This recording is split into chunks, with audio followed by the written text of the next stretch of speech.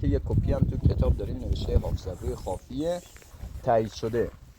بنا رصدخانه بوده، کار خواجه نصیرالدین طوسی بوده، قرن هفتم ساخته شده، قرن هشتم انگار بعد 100 سال تایید کردن و یادآوری شده بهش که همچی برجی بوده و همچی کارایی انجام میداده.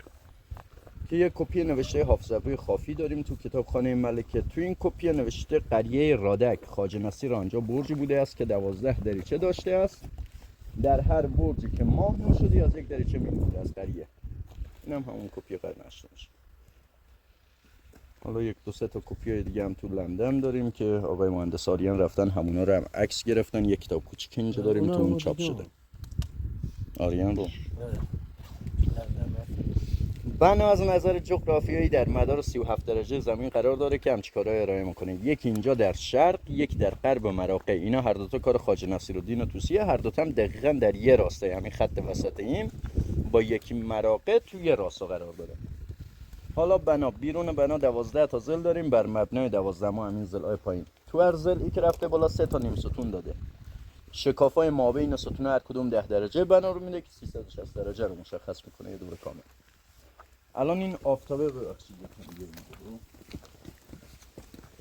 این آفتابه بیاد دقیق مماس این ضلع بشه، سایه بیفته اینجا، دقیق آفتاب رو همین ضلع بگیره از آن ظهره، چه تابستان چه زمستان فرقی نداره، روز کوتاه بلند باشه، سایه مماس این ضلع بشه از آن ظهره. این علامت اینجا از داخل یه نوری رو همین نقطه دم در میفته، یکی نوروز رو مشخص میکنه. این دو تا دریچه رو یه نگاهی بندازیم بفرمایید داخل. اون ضرب در مال چیه؟ کدوم؟ اونم مال فیلم برداری. از داخل زاویه دادم مثلا پایین، از همون دریچه اون نقطه دم در به این شکل بیفته یک نوروزه.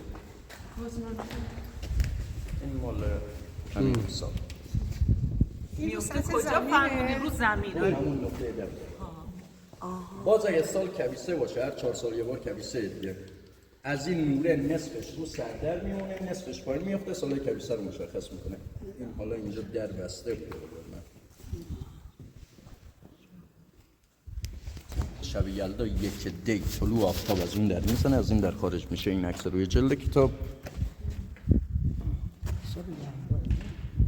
این قربان و روزای دیگه این طلوع مثلا روز دوم زمستان دیگه از این طلوعی رو الان واقعا همین آره همین. این مال 6 7 سال پیشه، این هم مال پارسال بود. این هم مال پارسال. یکی از اون در افتاده، از این در خارج شده. باز یک تیرم که یک چار باشه همین اتفاق میفته. باز غروب آفتابو داریم از این در به اون در. اینه بزرگ پایین است، بزرگان جای آجر نو کار شده، هر جور کسری آجر داره، پشت اونا دریچه، اونا 8 تایی، با این 4 تا میشه 12 تا که همون 12 ماه سال رو مشخص میکردن. قرن هشتم هم که تو این کپی کتاب یادآوری و تایید شده همون 12 تا رو تایید کردن. جای اون دریچه‌های بزرگ بالا هم یه طبقه دیگه داشتیم، جای کاگلی مشخص آثارش. اونجا طبقه دوم کارهای نجوم و ستاره شناسی اینا رو انجام میدادن که طبقه دوم کلا با نصفی از پلاش ریخته پایین، تقریبا یه همچی گنبدی داخل داشتیم که ریخته. پله ها از کجا بود؟ پلاش از بیرونه. الان میریم دیدیم پلاشو؟ نه